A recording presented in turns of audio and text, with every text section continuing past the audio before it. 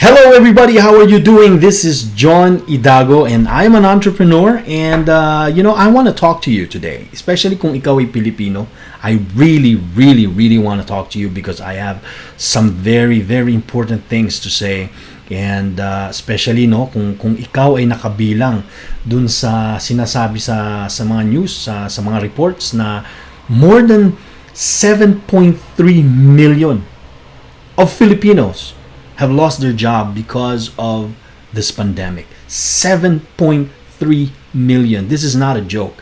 A lot of people are suffering right now, and especially in our country, a lot of people are in a very tight, difficult financial situation. And I am here today because I want to encourage you and I want to invite you to take charge. I want to invite you to do something about your situation. Hindi pwede yung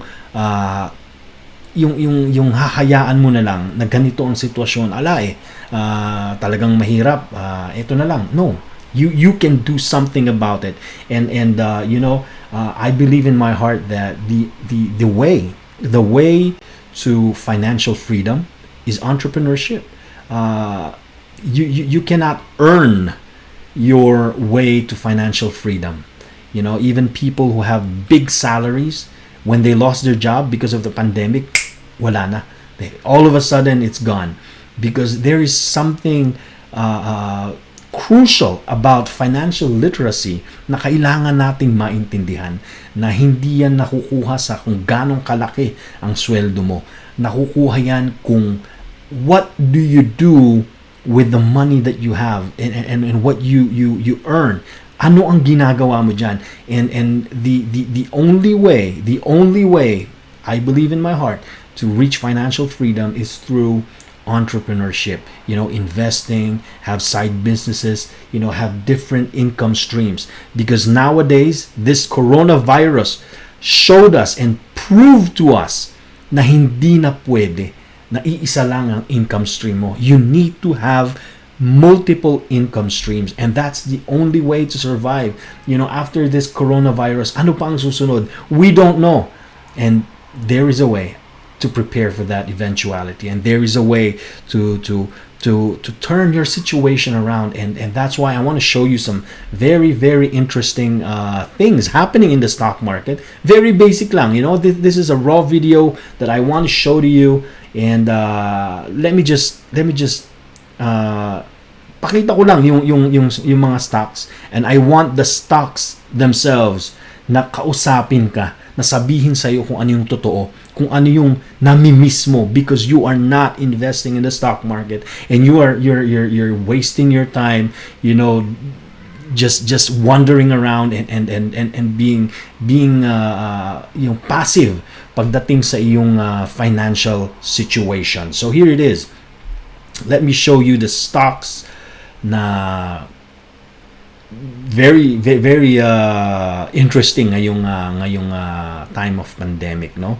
One of the things that I want to tell you is that yung mga stocks na galing sa mga tech company like Apple, like the one I'm showing you right now, they're really doing well right now because people are using technology during this time of pandemic. And isa yan sa gusto kong matandaan mo, no? When you invest, and you have to ask that question, ano ba ang trend ngayon ng mga tao? Ano yung mga pangangailangan ng tao ngayon? And yes, one of the things that we actually need right now is technology.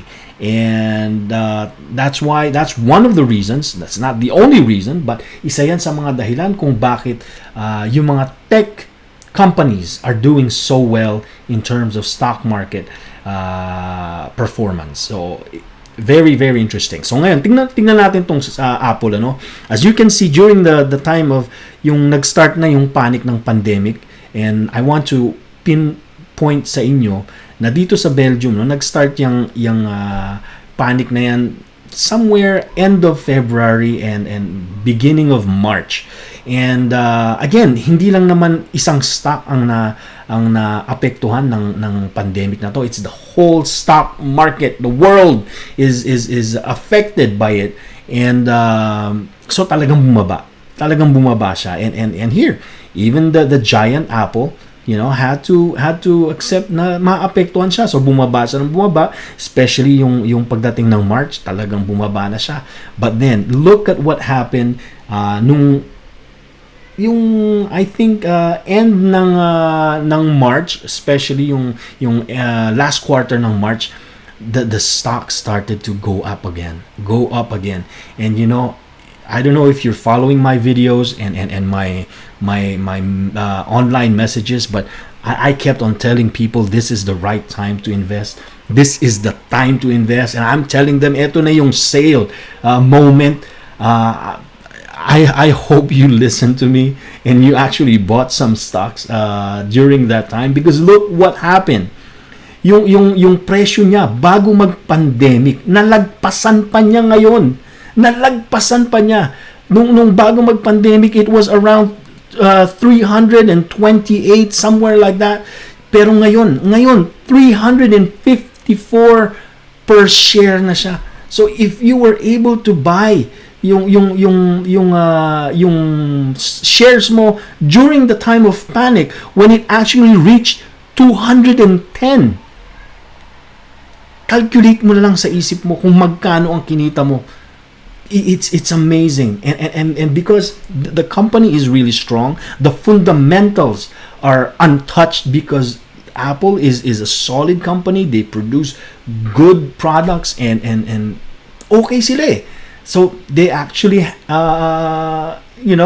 perform really well because hindi naman nabago yung fundamental ng kumpanya.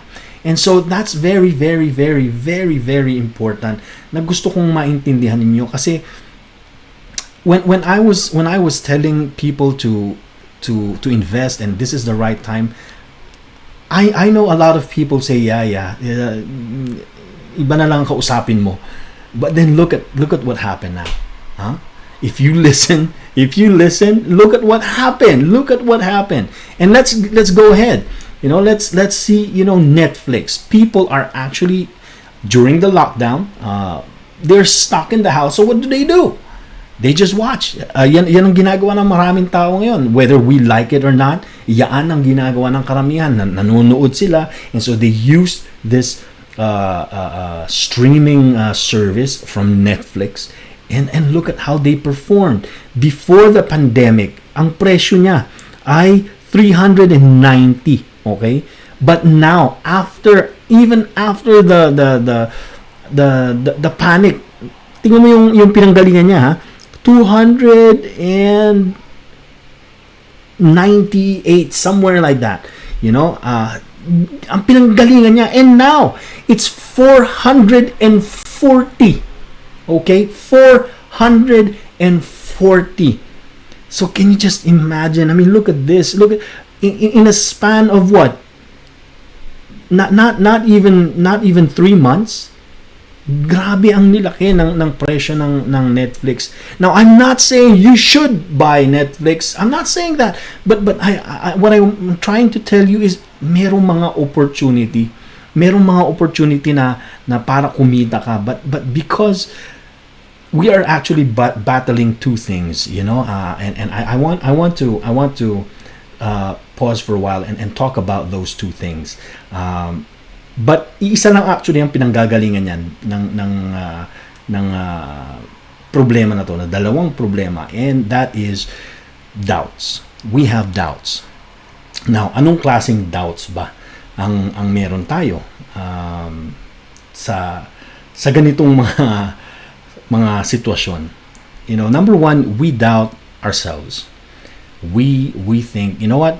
Hindi ko kaya yan. Puro numbers. Hindi naman ako marunong mag-math. Tsaka nung nag-aaral ako, lagi akong bagsak sa mathematics. So, this is not for me. So, you actually block the learning process because you doubt yourself na makakaya mo. When in reality, kaya mo naman. Kaya mo naman eh. Dahil, when it comes to the stock market, you don't have to be a brilliant mathematician para maging successful ka. And again, I'm not brilliant, I'm not intelligent, but there's one thing that I know I am committed into, and that is personal development. I am committed to becoming more and learning more and really developing myself para maka-reach out pa ng mas maraming tao and to be able to do that, you have to be willing to accept na may mga bagay na hindi mo alam, totoo yun, but kailangan mo ring tanggapin na kaya mong pag-aralan yan. And the stock market, my dear friend, you can do it. If you can remember a phone number or the name of an actor or the name of an athlete, ibig sabihin yan, yung brain mo okay, healthy siya. You can do it. And if you can do that, you can retain those informations in your mind na pagdating sa entertainment. Of course, you can also learn the simple tools and basic principles paano ko mag-invest sa stock market. Kayang-kaya mo yan, but it's really up to you. You have to believe that. So number 1, we doubt ourselves. Number 2, we doubt who's training. Sometimes we say, sino bang nagtuturo? Si John? Anong matututunan ko naman kay John? Grabe naman. I know this guy. What can he teach me? I'm more intelligent than him. That may be true. You may be more intelligent than me. You may have a better diploma than me. You may even have a better, vocabularies and creativities. Ikaw na ang mas magaling sa akin. And I can accept that. I'm at home with that. But you've got to understand that we don't know everything. And perhaps even a dumb person like me can actually gain financial freedom. And you know what? With the help of God and a lot of sacrifice from a lot of people in my life, I was able to develop this hunger to learn, to learn more and to develop myself. And that's the reason why I'm able to do this. That's the reason why I was able to provide financial freedom for my own family.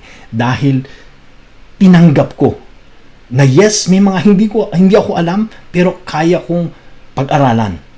And regardless of sino ang nagtuturo niyan, if it's valid and if it's going to help me, hey, you know what? Teach me. And that's one very, very important thing. It's not about me. You can learn from somebody else if you want to, but what I'm just saying is kailangan mong tanggapin na kailangan mong mag-aral. And if you remove those 2 doubts in your mind, you open the door for learning in your life, and things will change. Things will totally change in your life, I'm telling you. And let's just go back to the stocks because I'm taking too much of your time. But now look at this. Zoom. Now, Zoom, ito ang ginagamit ng maraming tao ngayon dahil, lockdown at bawal magkita-kita. So people are actually using Zoom. Companies are using Zoom. Families, friends, people are actually using Zoom. And look at how Zoom is actually zooming in the stock market. It's incredible. From February, ang presyo lang niya is somewhere in the $80 per share. And now, it reached 230. So can you imagine kung naglagay ka ng 100 pesos diyan, doble na ang pera mo. But who would put 100 pesos? Why don't you put 100,000 pesos? So dumoble na yung pera mo without you doing actually, anything heavy. Or hindi ka nagbuhat ng semento, hindi ka nagbuhat ng bato. You just invested and you allowed those principles that I want to teach you to grow your money. And that's what I really want you to learn. And let's continue. Tignan natin sa Pilipinas naman. Globe Telecom, syempre ngayon gumagamit tayo ng data, and once again, anything that has to do with data, internet, technology, Booming yan ngayon. Booming yan talaga. And look at the stock performance of Globe Telecom. From the panic of the pandemic on February, March, April, now it's going up. It's just, I mean, look at it. Let the stock speak for themselves. Dahil ito na yun eh. Ito na yung sinasabi niya sa'yo. You should have invested in me when I was still on sale. Yan ang sinasabi sa'yo. And during those times that I was pushing people to invest, I really hope you did it. If you watched some of the videos and messages that I gave, and look at this, pure gold. Ngayon, ano ang kailangan ng mga tao? Nobody's spending money on travel or any of, yung mga bagay na ginagastosan natin noon tulad ng restaurant and all of that, but people are actually buying basic things like food, drinks, toilet papers, all those things na kino-consider natin basic. So sino ang nagbibigay niyan? Sino nagpo-provide niyan? Supermarkets. And look at what's happening in the stocks of pure gold. It really went high even after and during the pandemic and the lockdown. Tingnan nyo naman. So again, there is a way of earning even in times of panic. And look at this, Ayala Corporation, of course, one of the blue chips, yung talagang strong company ng ating bansa. Of course, it has so many different businesses. It's very diversified. But look, before and after the pandemic. So kung natakot kayo during the time of panic na talagang bumaba siya, totoo yun, bumaba talaga. But then look at what happened during and now. Na unti-unti na nagkakaroon ng mga deconfinement sa iba't ibang bansa, and also in different parts of the Philippines. But of course, the situation is still very delicate. But here again, look at what's happening in the stock of Ayala Corporation. No? Bumalik na siya dun sa dati niyang pinanggalingan na presyo nung bago magpanic at mag-lockdown. So again, what am I saying? What am I trying to say here?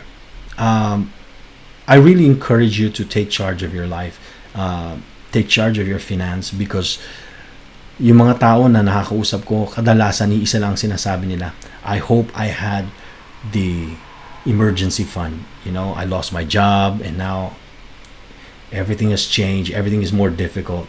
And the problem is real. And that's why we need real solutions. And I believe, again, ang sagot sa mga problema natin, lalo na pagdating sa financial freedom, is entrepreneurship. You need to become an entrepreneur.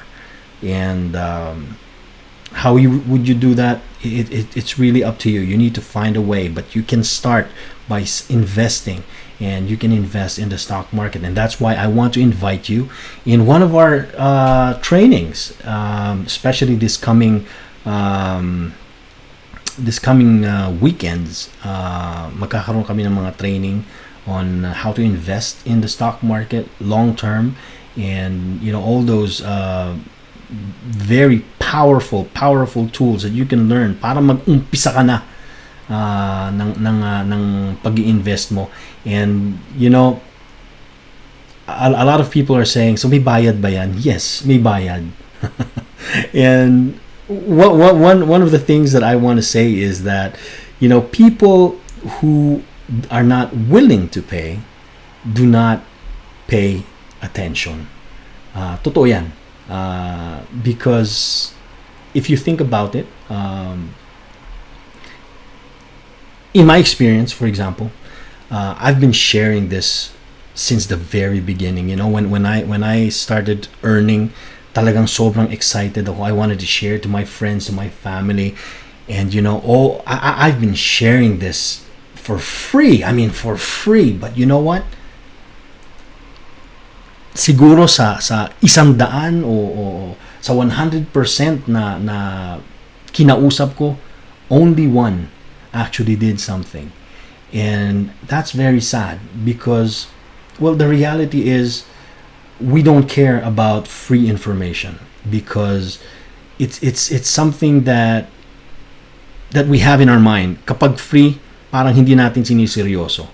But then when we actually pay for it, we have that feeling of, I am actually investing in this. I have to take it seriously, and that's why I believe this now, that you have to allow people to get serious. Otherwise, walang mangyayari. Walang mangyayari. Free information doesn't work, and that's why there's a fee for this training. It's nothing compared to a lot of seminars out there that will really ask for your arms and legs para sa seminar na to. I really want to help people, and me and my team, we're trying to do our best to put the cost as low as possible, but I just can't do it for free because I want you to learn. And unless you have that sense of self-investment, hindi mangyayari, hindi mo siseryosohin. And it's proven. So yes, there is a fee, and but I really, really, really want you to take this opportunity. Again, the stocks, you saw it. Sana hinayaan mo na kausapin ka ng mga stocks na pakita sa iyo yung totoo. You're missing a lot. You're missing a lot by not taking charge and really investing when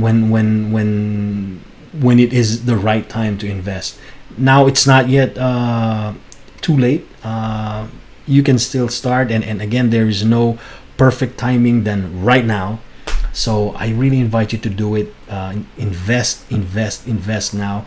And if you want, allow us to teach you. Allow us to guide you, and click on the link dito sa post na to, and you can either choose yung Taglish or English or French na training if you are a second generation OFW here in Belgium. We really want to reach out to you na sana seryosohin mo, no? Dahil ito na yung panahon.